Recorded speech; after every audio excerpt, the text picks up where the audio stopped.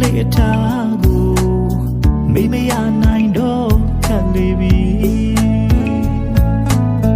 လွေထွေးတဲ့အပြုံးလေးနဲ့သူနှလုံးသားတွေကကျူပေါ်ရွေလွန်းတဲ့ရှမ်းမလေးကို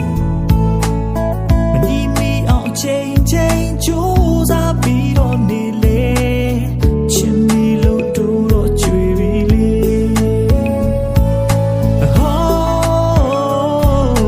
တောင်ပေါ်သားပဲဖြစ်လိုက်ခြင်း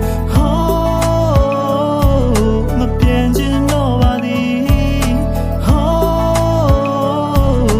ကျင်သူဖြစ်ခွင့်လေးရရင်အိမ်ပြန်လန်းခရီးကိုမေးထားပြီးချယ်ရီမြေကိုချစ်တော်မည်